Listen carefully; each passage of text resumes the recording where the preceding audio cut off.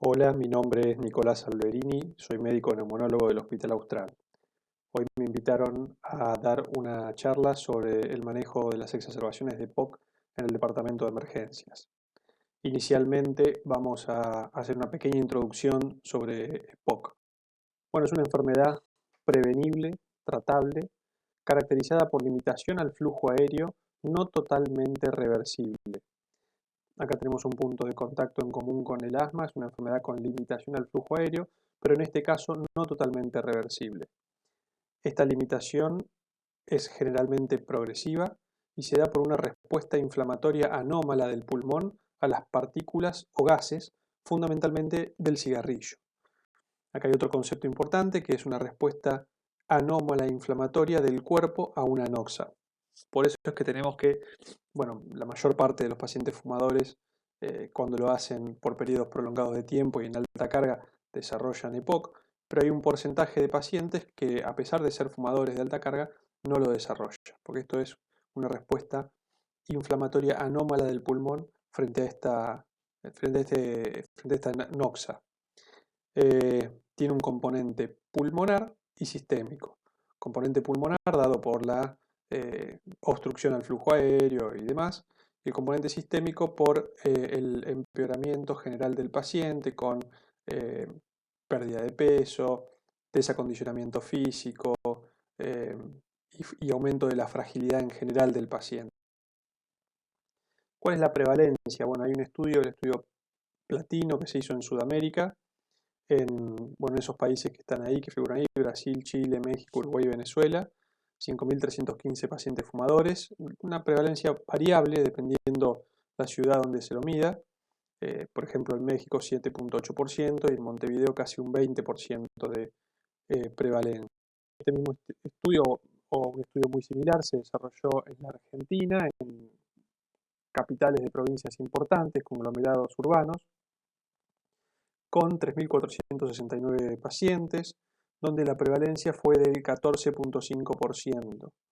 Lo importante es que gran parte de estos pacientes no sabían que ya estaban desarrollando el EPOC. Hay una tasa de subdiagnóstico muy alta, mayor al 77%. Y se estiman, según estas cifras, que en la Argentina habría unos 2,3 millones de personas con EPOC.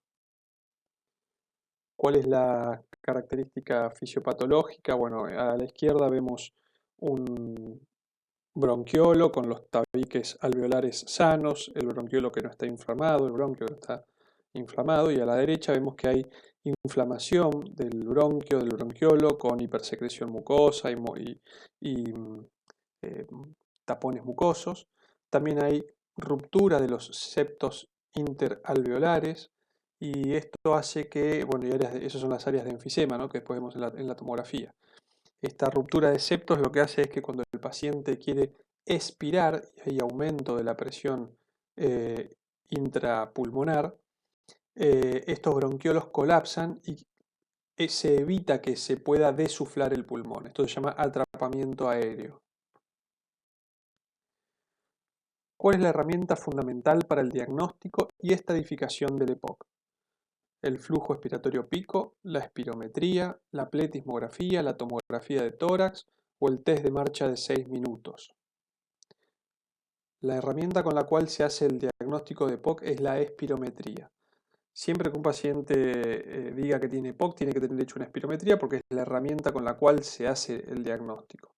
El paciente puede tener enfisema en una tomografía de tórax o puede tener criterios clínicos de bronquitis crónica, pero eventualmente puede tener una espirometría normal y todavía no estaríamos hablando de EPOC. Estaríamos hablando de un paciente que está en riesgo, pero todavía no tiene EPOC. El EPOC se diagnostica con la medición de obstrucción al flujo aéreo que se hace con la espirometría. El flujo pico no tiene ningún valor diagnóstico en esta patología. La pletismografía es un estudio un poco más completo que la espirometría, donde también se miden otros volúmenes, como pueden ser el volumen residual o la capacidad pulmonar total, pero bueno, consta de una espirometría con agregados, digamos, ¿no? La tomografía de tórax, bueno, para ver más que nada enfisema y otro tipo de comorbilidades que puede haber en este tipo de pacientes con cáncer de pulmón.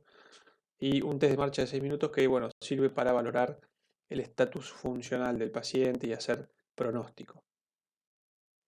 Esta sería la espirometría. Acá vemos una curva flujo-volumen bien característica, bien de tipo obstructiva, con esa curva ahí que es bien de tipo obstructiva.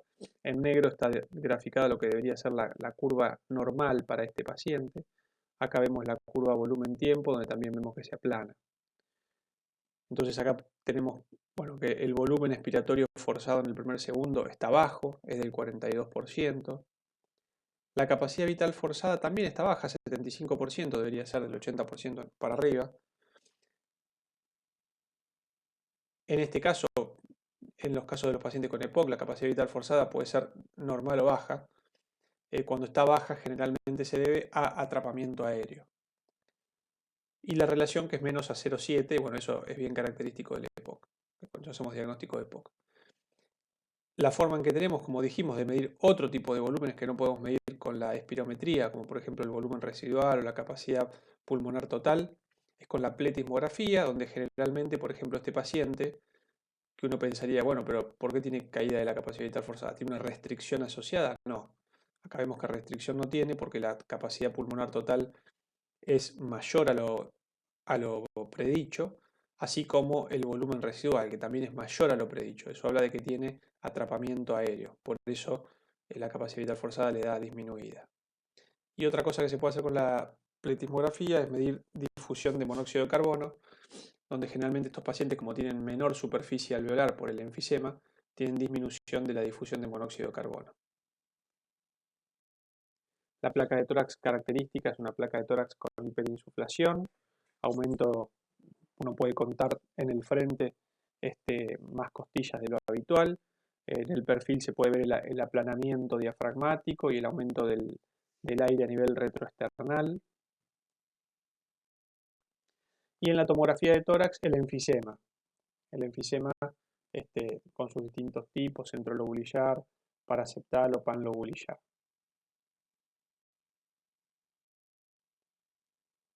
Como dijimos antes, el diagnóstico del EPOC es con espirometría y el nivel de obstrucción de la espirometría, bueno, nos hace decir que es un EPOC leve, moderado o severo o muy severo, en función del nivel del BEF1.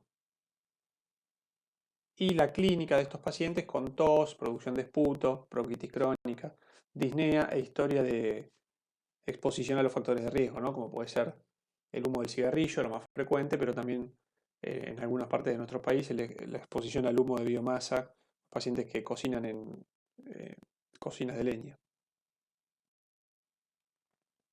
Inicialmente se decía que solamente, bueno, la categorización de estos pacientes se hacía en función del BEF1, pero bueno, veíamos que era una variable un poco escueta porque había pacientes que con el mismo BEF1 podían desarrollar una actividad totalmente distinta. Un grupo de pacientes con un BEF1, por ejemplo, del 30%, no podía hacer más que estar sentado en una silla, soplando y con una disnea clase funcional 4, y había otro grupo de pacientes donde podían caminar una cierta cantidad de metros y podían desarrollar una vida más o menos normal. Entonces, después se hizo el índice multipronóstico, multicomponente de Bode, donde, bueno, se tomaron en cuenta otras variables además del BEF1 para explicar un poco el outcome de estos pacientes. Entonces el BEF1 es una de las variables, muy importante, pero también la cantidad de metros que pueden caminar en un test de marcha de 6 minutos, el score de disnea y el body mass index. La clasificación del EPOC cambió, es nueva desde el año fines del 2022 al principio del 2023. Por supuesto, el diagnóstico es con una relación BEF1 capacidad vital forzada menor a 7 y después en función del BEF1, ya sea leve, moderada, severa o muy severa, se hace una gradación en 4 grupos de Gold. Entonces uno dice, bueno, este paciente tiene un EPOC Gold, por ejemplo, 2, porque tiene un BEF1 que está en este rango, y luego se le adiciona una letra. La letra está dada por la cantidad de disnea que tenga el paciente, si es una disnea 0 a 1 o mayor a 2, o un CAT. El CAT es una herramienta para medición clínica de la EPOC, por decirlo así, ¿no? COPD Assessment Tool. Bueno, es un poco más fácil, tiene menos preguntas, un poco más fácil la escala de disnea. Yo manejo generalmente la escala de disnea. Entonces, va a ser A o B en función de si tiene más o menos disnea. Y después, si el paciente tuvo exacerbaciones moderadas, no tuvo o tuvo solo una, va a estar en este estadio. Si tuvo más de 2 exacerbaciones moderadas en el último año o una que haya requerido internación, va a estar con esta, así se le va a asignar esta letra. Entonces el paciente puede ser un EPOC Gold, a veces van a haber escrito en las historias clínicas EPOC Gold 3E, por ejemplo, ¿no? Eso habla de un paciente que tiene un cierto nivel de obstrucción y un cierto nivel de exacerbaciones y disnea. Es una forma bastante completa de caracterizar a un paciente con EPOC. Bueno, y la exacerbación es un evento en el curso natural de la enfermedad, que está caracterizada por un cambio en la disnea, tos o producción de esputo habitual de estos pacientes, ya sea que haya un aumento de la disnea, de la tos o del esputo. Lo suficientemente sostenido en el tiempo como para generar cambios en su tratamiento. Estos pacientes normalmente tienen, hay días que tienen un poquito más de expectoración, un poquito menos, un poquito más de tos, un poquito menos, pero esto tiene que ser lo suficientemente sostenido en el tiempo como para generar un cambio en su tratamiento. Hay pacientes que, digamos, fumadores que tienen distintos fenotipos, entre comillas, ¿no? Hay pacientes que van a tener más obstrucción al flujo aéreo, hay pacientes que van a tener más tos con expectoración habitual, van a ser más bronquíticos crónicos, y hay pacientes que se comportan más con enfisema, con hiperinsulación y demás. Y después, bueno, por supuesto, como vemos en este diagrama, hay pacientes que tienen un poco de cada cosa, ¿no? Y se mezclan. ¿Cuáles son los factores predisponentes para la exacerbación? El estudio Eclipse arrojó que las exacerbaciones previas, o sea, los pacientes que más se exacerban, tienen más factor de riesgo para seguir exacerbándose. El reflujo gastroesofágico, la hipertensión pulmonar.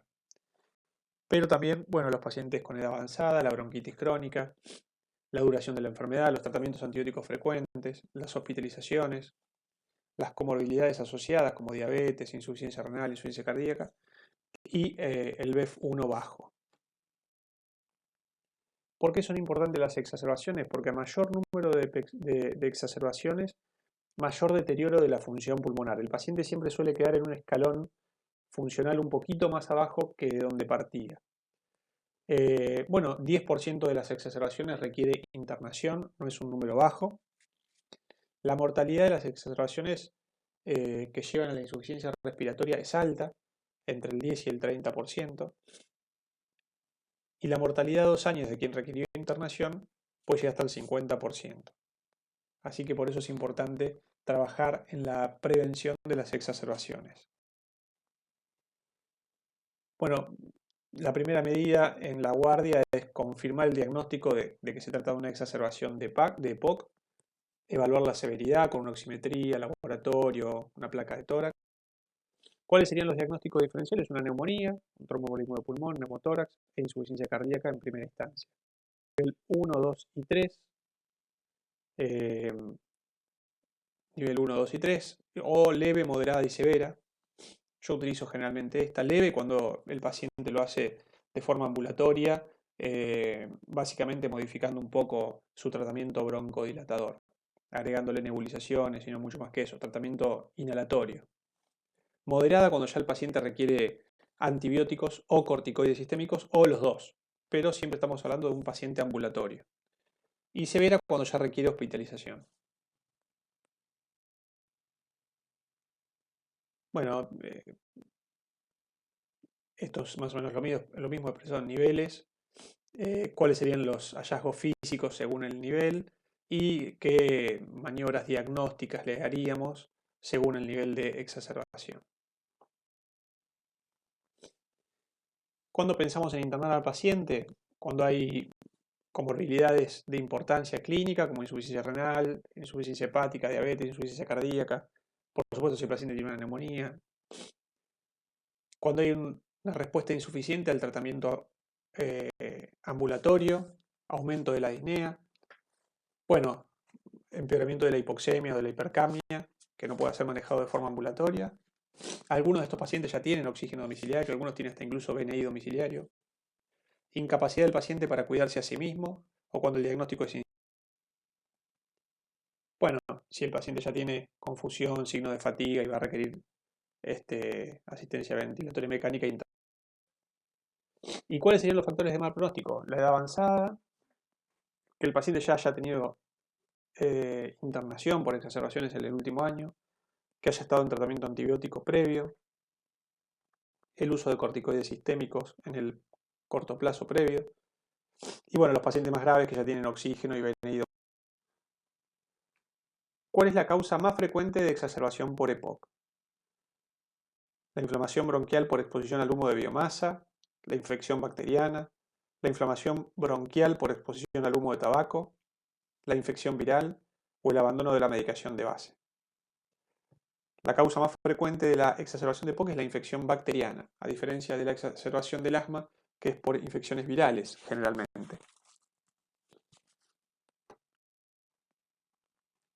Dentro de las bacterias, lo más frecuente es Haemophilus influenza, Moraxella catarrhali, el Streptococo el neumococo, pero también en casos de función pulmonar, digamos, más alterada, en pacientes más graves, pensar en Pseudomonas y en Staphylo aureus.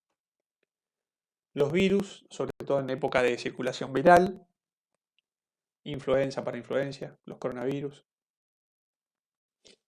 Y el tratamiento, bueno, tratar de mantener la saturación por encima de 90, la PO2 por encima de 60, broncodilatadores, salbutamol y protropio, con control de la frecuencia cardíaca, que se puede hacer cada 4 o 6 horas.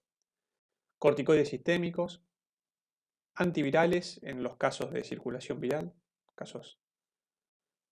antibióticos, amoxiclavulánico, fluoroquinolonas, sobre todo las fluoroquinolonas o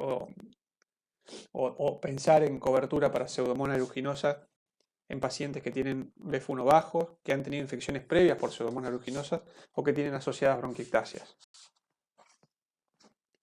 Profilaxis de TBP, soporte nutricional. Y en un grupo de pacientes, bueno, también pensar en cuidados paliativos, sobre todo cuando uno cree que si el paciente llega a intubación orotraqueal, eso sería algo fútil para cierto grupo de pacientes, ¿no? Entonces, hablarlo tempranamente. Tratamientos sin beneficios demostrados, los mucolíticos, las metilxantinas y la fisioquinesio respiratoria. Bueno, si el paciente está con retención de dióxido de carbono y tiene el pH un poco bajo, se puede instaurar o probar tratamiento con BNI. En este caso es de utilidad a diferencia del asma.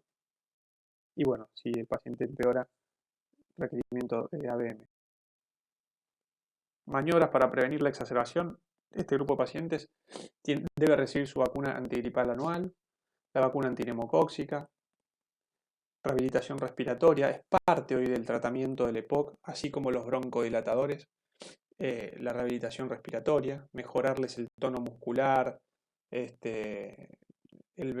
Body Mass Index. Un grupo de pacientes que son exacerbadores frecuentes se puede ensayar con acitromicina trisemanal como inmunomodulador y disminución de las exacerbaciones. Y por supuesto la cesación tabáquica, es lo único que detiene el progreso de la enfermedad, ¿no? Si el paciente sigue fumando, por más que uno le dé tratamiento, el EPOC sigue avanzando. Resumiendo, generalmente en las exacerbaciones hay un gatillo infeccioso y ese gatillo infeccioso generalmente es de tipo bacteriano.